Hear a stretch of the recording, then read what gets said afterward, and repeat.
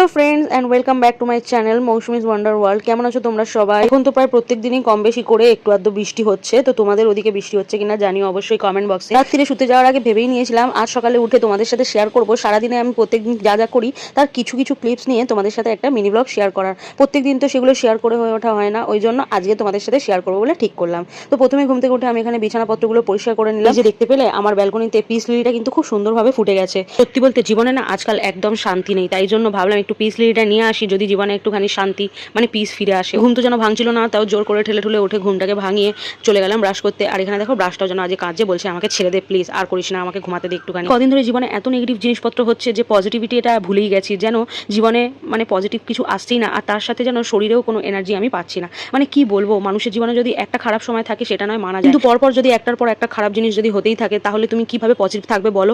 আর আমি সত্যি কথা বলছি, এই পজিটিভ থাকতে পারছি না বলে, জীবনে পজিটিভ কিছু হচ্ছে না বলে, যার জন্য আমি নিজেও অন্তর থেকে একদম এনার্জিটাও পাচ্ছি না নিজে পজিটিভ থাকার জন্য। এতদিন এত কঠিন পরিস্থিতি আমি সামাল দিয়েছি, কিন্তু এবারে যেন এত লাইফে প্রবলেম আসছে যে আমি আর সামাল দিতে পারছি না। সেগুলো যদি শুধু আমার উপর দিয়ে যেত নয় আলাদা ব্যাপার, এই ঝড়গুলো শুধু আমার অবধি সীমিত নেই, এখন আমার অবলা বাচ্চাগুলোর ওপর দিয়েও এই ঝড়গুলো যেন বয়ে যাচ্ছে, আর এটাই আমি মেনে নিতে পারছি না মন থেকে একেবারে। যাই হোক, এত কিছুর পরেও নিজের মনকে মানিয়ে তোমাদের সাথে ভিডিওগুলো শেয়ার করছি, যদি একটুখানি ভালো থাকা যায়। কিছু তো একটা ভালো থাকার উপায় বার করতে হবে, আর আমি ভিডিও শেয়ার করলে তোমাদের সাথে আমার নিজের মনটাও ভালো থাকে। যাই হোক, কি কারণ কি বৃত্তান্ত সেগুলো নয় পরে তোমাদের সাথে কোনো ভিডিওতে শেয়ার করা যাবে। তো তোমাদের সাথে গল্প করতে করতে এখানে আমি আমার সমস্ত কাজ সেরে নিলাম। তো মাছের ঝোলটা আমি প্রত্যেকদিন আলু দিয়েই করি, কিন্তু আজকে ভাবলাম একটু সর্ষে বেগুন দিয়ে করি, একটু অন্যরকম ভাবে। বাসি কাজ সেরে নিয়ে সবার আগে আমি রান্নাঘরে ঢুকে যেটা করি সেটা হলো লেবু মিষ্টির খাবারটাকে আগে চাপিয়ে দিই, ওদের খাবারটাকে বসিয়ে তারপরে আমি রান্নার জোগাড়টা টুকটুক করে নিই। তো ঘরে রান্না করতে করতেও তার ফাঁকে ওদের খাবারটাও মেখে ওদেরকেও খেতে দিয়ে দিই, আর এদিকে আমার রান্না বান্নাও কমপ্লিট হয়ে যায়। তো আজকে এখানে দেখো সর্ষে বেগুন দিয়ে মাছটা করেছিলাম, খেতে কেমন হয়েছে তোমরা দেখে ভাবছো তো? বিশ্বাস করো খেতে বেশ ভালোই হয়েছিল। আমি নিজে রান্না করে নিজে বলছি না, বাট খেতে সত্যি খুব সুন্দর হয়েছিল। তারপর আরও কিছু টুকটাক রান্না করবো বলে সেগুলো সব কেটে কুটে জোগাড় করে নিয়েছিলাম। এখানে গাজর, বিট,